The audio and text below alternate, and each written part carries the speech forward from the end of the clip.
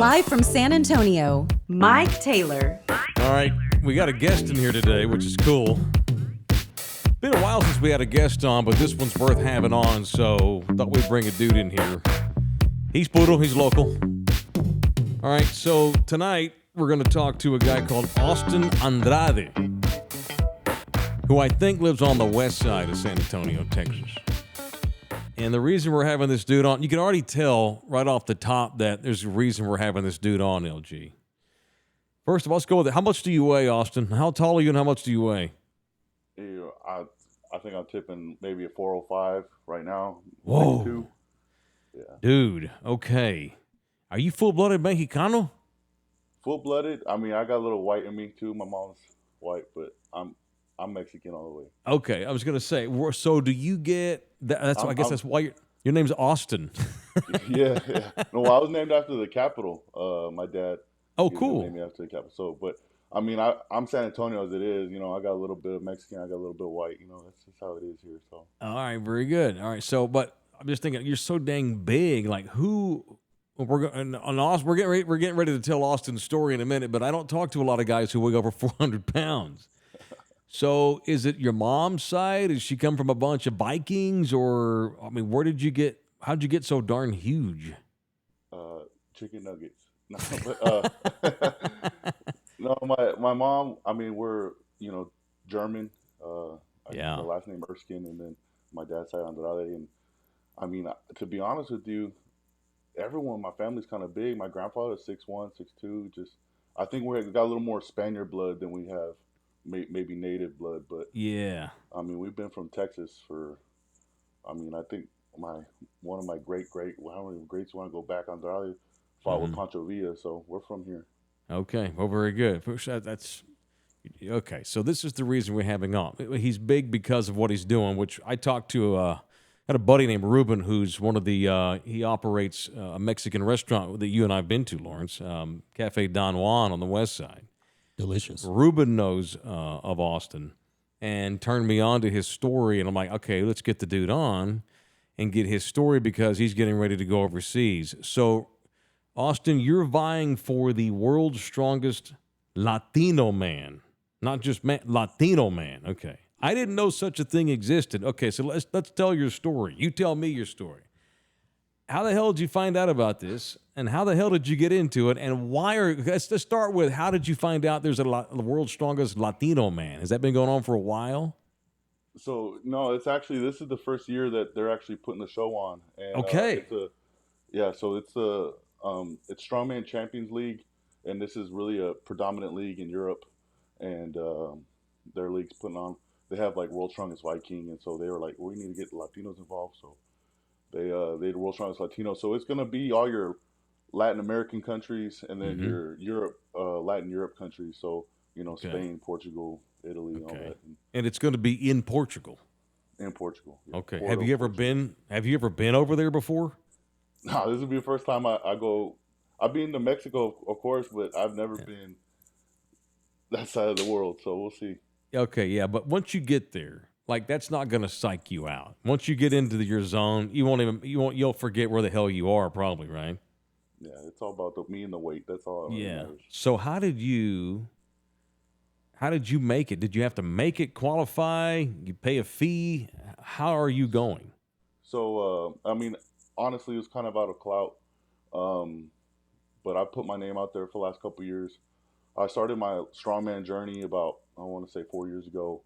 I grew up playing football, and I wrestled, and was always in the weight room, and I just was a naturally big person and a naturally strong person, and which led into doing the college football route. And then once you're done with college, they don't really tell you what to do with your life, but get a job. And so that's when I got into weightlifting, and then the gym was always there for me, so I still was weightlifting, and then I found the gym, Heavy Metal Fitness. Your guy over there, Lawrence, got the hat on. Yeah, for sure. Here, and then I started weightlifting there because it's a cool environment. It's more a hardcore gym. You got people using chalk, yelling, deadlifting big weight, and then that's when I got into that. Well, I started getting more into that weightlifting. They're like, "Hey, you should compete," and so sure enough, I sign up for my first competition up in Austin, and I won it. And then, well, nonetheless, I mean, I've been going and doing really well. And last year in March, I went down to McAllen, and they had a pro-am down there, and I took second, and I got my pro card. And then I went to the Shaw Classic, and I did pretty well there. And then I went to America's Strongest Man. I took fifth, and I just reached out to the promoters and there, hey, I'm Latino, I'm a pro strongman. You know, these are my lifts, and I bet you I'll win it. So, and they're like, well, let's get you over here. Let's prove it. All right. You said you played high school. You played college football. I play college football. Yeah. Where'd you go? So I went to a small school in Colorado called Adams State University. Okay. But that's I wrestled and I played football, and I'm very proud of that because I was a two-sport athlete. Right. Both at Adams. Both Adams, yeah. That's cool. So where'd you go to high school? So I split time between here and San Antonio, or from Arizona and here in San Antonio. Yeah. And I went to high school out in Arizona with my mom in Amphitheater High School. But as soon as I graduated college, first train ticket here, I was back in San Antonio. Okay, cool. So when you're weightlifting, like, I mean, every athlete lifts weights, but obviously like how boxers and basketball players and baseball players lift weights, it's totally different. Is there a difference? And forgive my ignorance. Like, is there a difference training to be a strongman per se versus? And I'm assuming you did not play wide receiver. I'm assuming you were a defensive tackle or an offensive lineman. Yeah, center. I play center. Okay, cool. So does a center lift and train with weights for his center position differently from a strongman competition, or is it a lot the same? Because I would think that maybe there's some differences because you're doing different stuff in this contest. You're not blocking somebody. You're just picking up a bunch of fucking weight. So football, you know, it's weightlifting supplementary to the field. So, you know, you want to use the weight room to be better on the field. So you shouldn't be throwing up 700 pounds because there's not a squat rack on the field for 700 pounds. You gotta react to someone's reaction. But yeah, no, it's a lot different, and that was kind of a change up for me. And I really feel like why I grew into the sport so easily is because the weight ain't gonna move unless you move it, and it's there. So I mean, that was kind of like refreshing. That, oh man, I don't have to worry about blocking this 300-pound guy that's got all these crazy swim moves and whatnot. But yeah, no, it's a little different. Yeah. It's a lot more mental, I would say, than football was. But What makes it so mental? Like, okay, again, I want to know, but I'm trying to get to the bottom. Like, you see a dude walk out. Let's say, you know, it's a deadlift. The dude, he lowers his body, he picks that thing up, he picks it up and lowers it back down. What's the mental aspect of that? Like, if you're not in the right time, like, you have to get into a certain frame of mind, I guess. No, definitely. No, for sure. I mean, when it comes to, you know, and it's all about chasing numbers. I mean, that's really what it is. I couldn't go to the gym if it was just to walk on the treadmill. I couldn't, you know what I mean? Like, there's a purpose why I do this, and it's really just to chase numbers and be the strongest I can be. So, right. You know, when it's a new number, you got that bar loaded to something you've never hit before, and there's a little of that anxiety that, oh, what if I don't get it? You know, so you kind of have to learn how to block that out and attack the weight in such a way that you know you'll lift it. So to be able to turn on that confidence and at that moment's notice, you know what I mean? So that's really where the mental game is. This is San Antonio zone. We're not going to give half of him to Arizona. It's our own Austin Andrade, who's getting ready to go to Portugal. In July? Yeah, 2 weeks. Dude, okay, dude. Okay. So are you ready to roll? Like, could you do this today? Or is there what happens over? Obviously, you need time to travel. So are you ready? So I always like to say this. No, if I were to do this today, I would not be ready. Okay. There is a big process to training for an event, and I'm training to be my very best July 15th and 16th. Okay. You have a day job. Now, yeah, I do. So it's like, I mean, it's like just the travel aspect of it. Like, you can't just go from San Antonio to Lisbon, Portugal. It's probably a long ass journey. What does your flight itinerary look like? Like, where do you fly first? New York or somewhere? No, we go to Atlanta, and then we go to Atlanta, and we fly overnight to Madrid, and then right over to Portugal. Okay. Hopefully you're getting there in time to acclimate to the jet lag, get used to the time? How early are you going? So we'll be there Wednesday morning, but Okay. that's one thing that then of course going to the mental game. I'll wake up at 11 o'clock at night and I'll lift weights and I know I'll do my best. You know what I mean? So it doesn't really Okay. matter. I'm gonna be strong regardless. So, All right. So you're lifting at nighttime. well, it'll be. I think it's 4 hours, 6 hours ahead. So, like, Yeah. we'll do a start time maybe 10 o'clock there. So it'll probably be 6 in the morning here. Dang, dude. Or Okay. So why are you doing this? Is there like $1 million prize, or this is a just you mentioned this being a journey of yours? What made you decide to do this? to be honest, I just want to be the best me I can be. You know what I mean? So it's Yeah. just to be able to have my last name and my family's last name to be known as one of the strongest persons to ever walk the earth. I mean, I feel like that's enough motivation in itself and why I do it. But I mean, I think that's my way of putting my mark in history for my family is doing something like this. Was somebody in your, you obviously sound like a family guy, somebody in your family that you use as motivation, something that happened? Was there a moment where you thought, I'm going to do this? I mean, I totally get wanting to make your family proud, build the name up. Why this particular thing? Just because you're just big and good at it? Or was there something that, like, okay, this is what I want to do and I'm going to do it for this person? So I think it's just my whole family. Obviously, my dad and my mom and my wife. I want to make them proud. But growing up, believe it or not, I went to a smaller school, and so I didn't get a lot of looks to go to the big D1 schools and the big this school and have the signing day and hold the cap. So it really put a chip on my shoulder, and Mm-hmm. especially going to college and not getting that like the combine invite and that stuff. It put in. So I told myself, man, I need to make a name for myself, and I just so happened to fall into a sport like strongman to where I can express that and show these people, hey, you kind of missed out, or I'm better than what you thought I was, and I think that's more or less the motivation. And just to have my last name on my back is kind of what it is. Cool. All right. So is it all a bunch of weightlifting, or are you going to like go move tires, or like Yeah. you see these crazy shows on ESPN where these dudes are like pulling diesels with a rope and shit? Like what are the events? So yeah, no, every show's gonna be different, but at this All one right. we'll do the log press. We'll have the Atlas stones. We'll flip Whoa. a tire, so we'll do all that good stuff. We have a Okay. max Hummer tire deadlift, so it's going to be a deadlift for Whoa. a max temp when we lift those Hummer tires. I'm writing these things down. Good Lord, dude. Where do you like? Do you have a Hummer somewhere you're training with? I'm assuming. They don't have No, a so Hummer parked in the parking lot of Heavy Metal Fitness, do they? no, but we figured out a way. I do a shout out to Tim and Michelle, the owners of Heavy Metal Fitness. They provide us with the best equipment, the best environment, and then too, if like we need something, they'll go out and get it.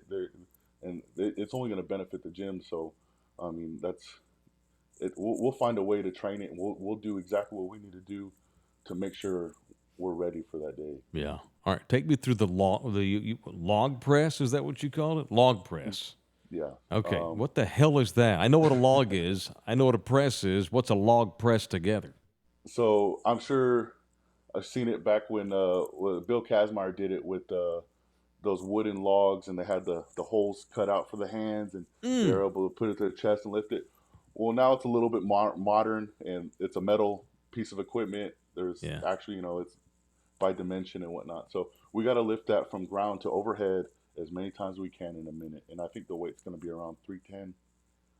Okay. And what are you picking up in training? For a max 310. attempt, yeah, and then that's honestly kind of light, to be honest with you. And so I'm looking Okay. to probably hit upwards of 10 reps at the show. What do you think it's going to take? Like, let me back up. How many guys are you going up against? Do you know? Yeah, so it's going to be it's a 2 day show. Okay. You have to make a cut, and then they're taking top 10 after the first day of 30. Yeah, of 30. So, and then 30. you'll do finals the Sunday, and it's another 4 events. Okay, so there's only 30 dudes on the planet going here, along with you. 30 of the other strongest Latinos in the world. Right. Do you know where all they're from? Have you do you know any of the names? Like who your fiercest competitors are? Anybody from Texas? Anybody from the States? Yeah, we had a couple guys from down here in Texas too. Guy that was going to go World's Strongest Man, or that's been a World's Strongest Man, was going to go. There's a couple guys from Mexico. There's a big guy out of Italy right now that's kind of making his way. Okay.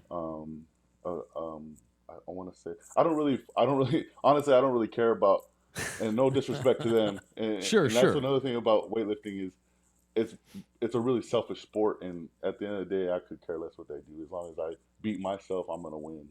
Right. It's such an individual thing. You can't worry about who's lifting weights or doing what. You just got to go out there. Like you're not up like there. Or like when you say, let's go with like the deadlift, right? You said deadlift, didn't you?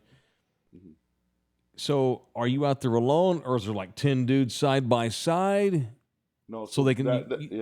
How's that work? Interesting because, and there's a little strategy that comes to it. Obviously, we're not just a bunch of meatheads going out there. I mean, that's a big aspect of it too. We're just gonna go lift heavy weight, but yeah, I'm definitely gonna be looking at what guys are hitting, and I'm gonna try to chip them and pick numbers that are gonna beat them and try to push them a little bit to get them exhausted for the next couple events. Yeah.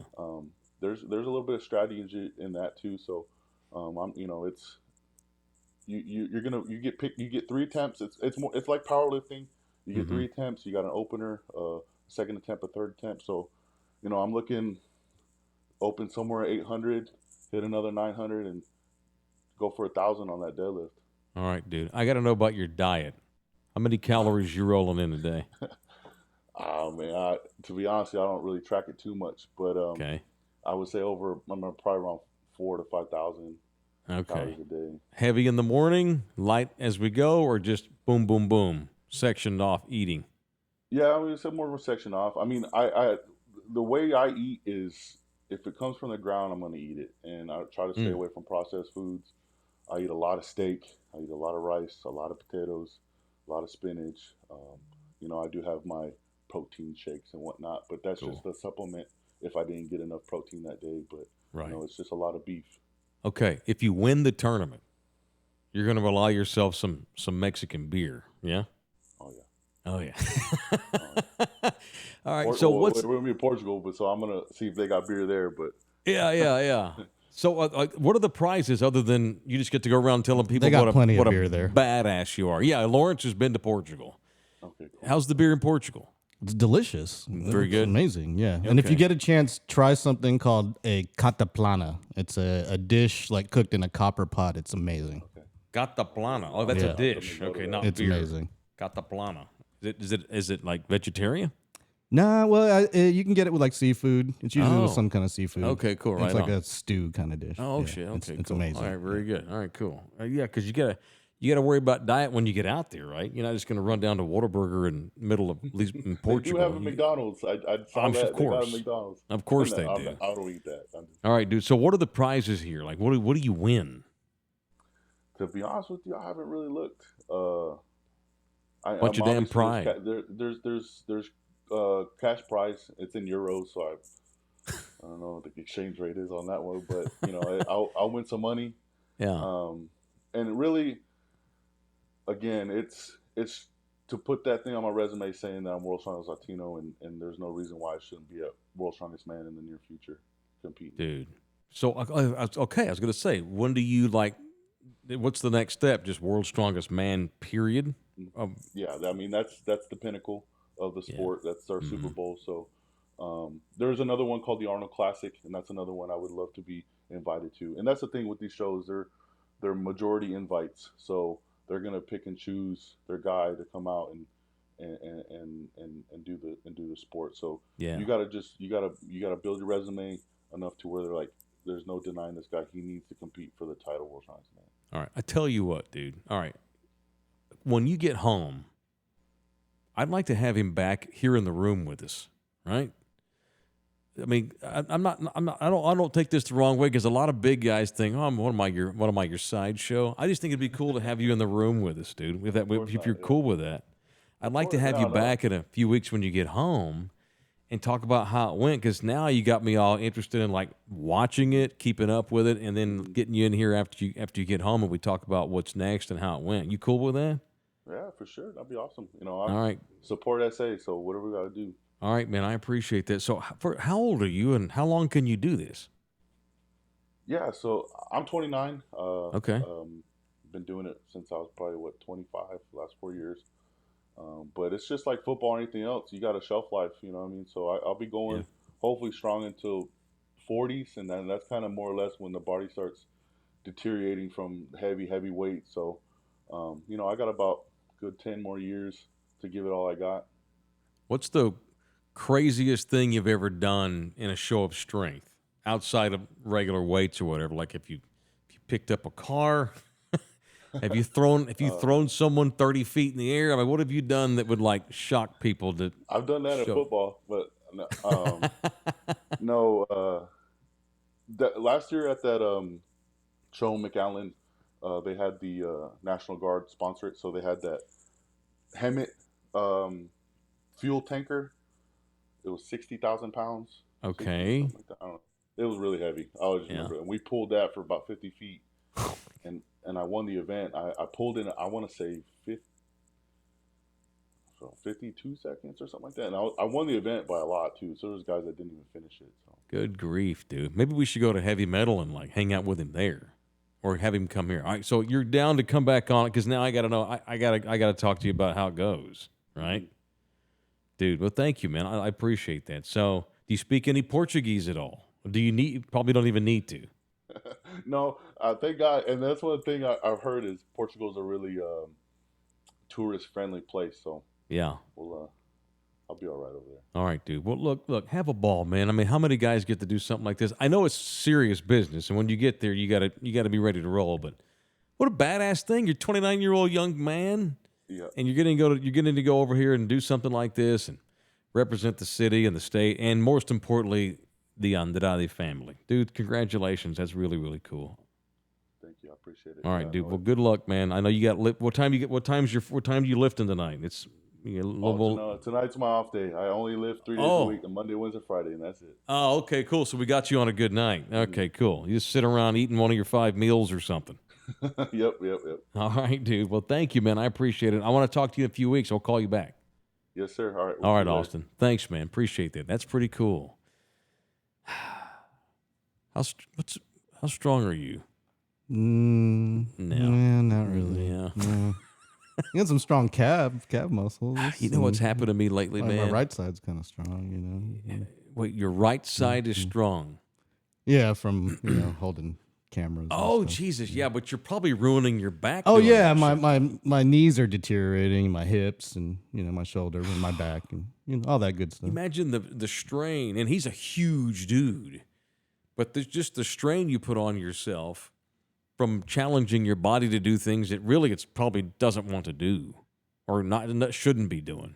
Well, I've been to that gym. I shoot a lot of their promo videos over there. Okay, I didn't know that, dude. Yeah, I went to high school with Tim Ingram, his coach, and the owner over there. This is Heavy Metal Fitness. Heavy Metal Fitness. Yep. So it's right there, right next to Matt Rapp's old joint, the three-legged monkey. Oh, okay. That's not far from here. Okay, no, not cool. at all. It's right next door. It's not far from you. That's where I see Rudy J training all That the is time. where Rudy J trains, yes. Yeah, and that's some hardcore shit. Yeah, and they got like tires in the back and stuff that you can pull. Yeah. Man, is there a 48 and older regiment? Because that's my age. Oh yeah, there's dudes up in there. I actually do go to the gym. I don't look like it, but I try to. And of course, at my age, it's mostly about cardio and what you eat at my age. Although, if testosterone starts to go when you get up to this is when testosterone starts to plummet, which is why you see all these old middle-aged radio hosts pumping T-cell commercials and shit, which I refuse to do. I don't, and not that I don't believe in it. I don't want to do it. I want to do it naturally by getting into the gym. I'm still waiting for the day for you to do a low T spot. But again, I don't want to. I'm staving that off. I can build testosterone. $20 is $20. The first time my dick doesn't work, I'll be in there shooting testosterone. I'll guarantee that. But so far, so good. Do you have to try it to do the spot for them? I think you'd you want do. to for integrity, right? Yeah, of course. Oh You'd yeah, you have go to through do it. because of that lawsuit back in the day. I think what was that? I think it was called like Body Solutions or something Yes, like that. that's the one. That was the lawsuit that changed the Yes, rules. if you're going to do you have to do the product, right? I want to do it. I want to keep my testosterone levels naturally high. But I've noticed in the last few months, you do start to feel your strength lessen some because I'm getting older and my body's changing. I mean, I'm only 48. I'm not 90, but I have to work harder to keep it on what little muscle I got. But I also get hurt easier. Like I haven't bench pressed in a month because every time I've hurt my shoulder. My shoulder's chronically sore lately. Actually, I think I might need to go pay a visit to Doc Garrett pretty soon. I told myself, rest it, stop, because it only aggravates it when I do bench press. For whatever reason, it hurts right on the top of my left shoulder, right here where the little bone sticks. Yeah, I know what you're And talking it about. only hurts when I do bench press. And it sucks because I like to do bench press. I'm obviously not in here lifting what Austin Andrade is lifting. I'm lifting what a 48-year-old skinny-ass dude like me's lifting. Not a lot, but it's something. But I can't do it, and that sucks. And I'm going to lose what little crap I've got, which is not much, because my shoulder hurts. I told myself a month ago, give it 6 weeks of rest. And we're 2 weeks away from it being 6 weeks. Here in 2 weeks, if I still can't bench press, even low weight, I'm going to have to go see him. You're gonna get the doc. 6 on. weeks. I 6 think weeks we is need to get enough. the doc on the show actually because Yeah, we do, actually. I'd like some advice about how to not have my right side of my body deteriorate. He's going to tell you further. to stop working with cameras, first of all. Yeah, that's my Well, livelihood. that's why we got to get this shit blowed up so you can be the boss and have a crew that does it all and you don't have to do the work yourself. Yeah, well, there you go. Yeah. Or you need a Major League Baseball player to shove you down while you're holding the camera. Years ago, Oh, yeah. I had a I've heard buddy, about that. yeah. Larry Rodriguez. He was a cameraman in Dallas, and he was at a Rangers game. And there was a Rangers pitcher, Kenny Rogers, who got pissed off one night. I don't even remember what he was mad over. But Kenny got pissed, was walking toward the dugout, and Larry's just filming him as he's coming off the field and going into the dugout area. And lo and behold, man, Kenny Rogers reaches out and pushes Larry's camera. Now, you'll see guys put their hands on cameras. Kenny pushed it, and Larry was a small dude, shorter than you even, and probably 50 years old at the time. This is 20 years ago. So imagine the camera, small guy, got his camera, and the guy pushes the camera, so Larry's trying to hold his ground, trying to keep the camera from falling onto that's an expensive-ass camera. Oh, yeah. So Larry, destroys his back in the process while he's falling down trying to hold and Larry fell all the way over. The force of the push and the weight of the camera knocked him over, and he was fucking out. I've had many close calls, but one day it's bound to happen. And he sued the Texas Rangers balls off, and they settled out of court with him. They wrote him a check. All I know is he retired immediately from working cameras. Of course he did. Sure. Yeah. And his son actually followed in his footsteps, and I haven't talked to Larry in years, but his son was going to become a cameraman in the Metro Sex too. But Larry got paid. So unless you get knocked over by an athlete and ruin your back and you sue a major league team, Yeah, I or don't think we that's got to gonna get, happen. you got to blow up somehow in your life. Yeah, let's sell this show. How about that? That'd be cool, Yeah. or however you do so. It'd be cool if it was this show that made you rich enough. At some point, you got to get that camera off your shoulder. But that all being said, we should get Doc Garrett on to see how, while you're still having to do that shit for a living, how do you Maybe there's some sort of exercise sort to of build strength on that yeah, side. I'm thinking legs or and core, yeah. dude. Legs and core. That Tim Ingram at Heavy Metal Fitness would probably know how to do that. No as well. question he would. Yeah, no question. So thanks to Austin Andrade. Good luck to him. I do want to have him on. All right, this show's brought to you in part by R&R Auto Glass, the only place in San Antonio, Texas, to go and get your glass fixed. If you got a busted windshield or you got sunroof damages, or they also fix the motors inside the door panel too. I don't mention that enough. Like if your window's not rolling up or down. I've told this story before. In the 80s, Grandma Becky had this shitty car. I think it was a Pacer. Remember those old Pacers? They look like little Oh, yeah. little spaceships with tires. Had big windows, and the son of a bitch wouldn't roll up. It wouldn't roll down. It was stuck. You had to open the door to the Pacer, put your left hand on the inside of the window, put your right hand on the outside of the window, and literally squeeze the window and push it down with your hands. But you couldn't push it too far because you wouldn't be able to pull it back up. You literally had to use our hands to move the window up and down. I'll never forget that. And surely no one's having to do that in modern times. But in case you are, no matter what it is you're dealing with your window or the glass in your car, it's R&R right there by the airport at 281 in Tacoma.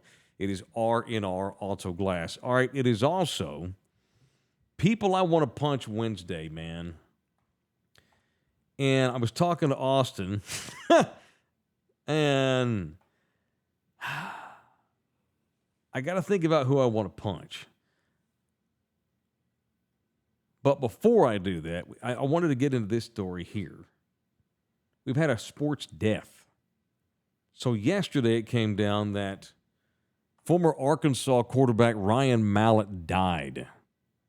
Y'all remember Ryan Mallett? Ryan Mallett had a lot of talent and was kind of a bust, had some issues. He's dead. He went to Arkansas. Ryan Mallett, he played 7 years in the NFL, passed away on Tuesday, according to the school district where he was coaching high school football.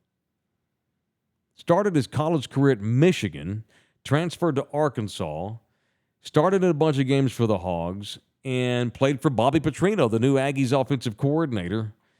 Had his best year in 2010 where he threw for over 3,800 yards and 32 touchdowns and was second-team All-SEC, but just could not figure it out in the NFL, and he has died at the age of 35. Kind of breaking news last night. It's awful. All right, so I just saw that, and it distracted me because Ryan Mallett was a guy who people thought had a pretty bright future, but we wound up playing 7 years in the league, but was nowhere near, and maybe I'm an asshole for even saying this at this point in light of the news, but he didn't live up to where a lot of thought he could go. But man, that's shocking. Dead at the age of 35, Ryan Mallett. That's pretty nuts. All right, anybody you want to punch today and why? Before I get to mine. No, I'm not feeling a punch today. Okay. Well, in a good mood, are we? Yeah, I'm feeling pretty good right now. Okay.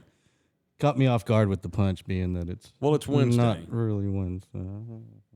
Well, you know, but you know, it's another work week. Yep. We're in the building. There's a lot of people that want to get late ass whips in too.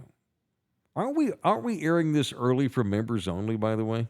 Yeah. So but I don't think there's like a couple in here. Okay, but see, like but one. Puma's been mentioning and you have been mentioning that maybe we start issuing like sideshows for members only. Yeah, subscribers only, which is what, $6 a month to become a member? What's the difference between a subscriber and a member? Because subscriber's free. That just like gets you notifications that we're on the air or whatever. Being a member, subscribing. Okay, what the hell is being a member? Is well, we got to make it worth it. You just nothing right you just love us and you give us it's this. If you're watching this right now, then that's cool. That's one of the perks of being a member. So you're getting $6 a month. But you're not getting shit out of it other than you like to give us $6. Well, right make now, it worth your while. We're gonna make it worth the while. Like this right here will be a members only video. That's cool. Yeah, and it'll be like an edited version that goes down. Very cool. Tomorrow. All right, and I'll start promoting it. I'll start promoting it a lot. I'm learning the YouTube world, man. It took me 15 years to learn how to do radio work to shit, and I'll get all this stuff down. I will. Absolutely will. All right. Here's what I want to punch. Any dipshit. I want to punch my brother for saying that Victor Wembanyama is going to be Greg Oden. I want to punch his ass. That's it. And then we'll get out of here. But my brother thinks that, my brother's just envious because he's a Mavs fan and he's pissed off that the Spurs are getting ready to take off again. Rockets fans, too, are talking a lot of shit about Wemby because they're just mad they didn't get a chance to draft him. They're envious that he fell to us. And had he been there in Dallas or Houston, they'd be telling me how he was going to take the league over by storm. But now that he's in San Antonio, well, he's clearly going to be a bust. He's skinny. He's from France. He couldn't make any jump shots in that little shoot-around he had the other day after the press conference. That's bullshit. Punch all Wembanyama haters. They're not haters. They're coming off as haters, but they're envious is what they are. All right. The one and only is What's up, is one and the only? one and only member watching right now. So, Very there good. we go. Yeah. Yeah. Thank you, one and only. I need to, I'm going to make myself a note. Members only enticement. I'm gonna make myself a note, and I'll start pimping that as we go. All right, that's it. We're done. Thank you to Austin Andrade, Mexican Latino man going to Portugal to represent Latinos everywhere in San Antonio and Heavy Metal Fitness and his family and the world's strongest Latino man contest coming up in Portugal next month. And I'm serious. I'm not bullshitting. I do want to have him back in here. Thank you to DJ LG. Be on the lookout for my stuff at InsideTheSpurs.com. I'm a writer now. Yeah. You want to partner with this radio show? I'm in this YouTube show, whatever you want to call this show, hit me up. We got packages galore. Jump into my DMs and we can talk about supporting our program. Love all the members. Love all the subscribers. Love all the Thunderdomers. Love you, Horrible. See you boys next time. Later. Goodbye.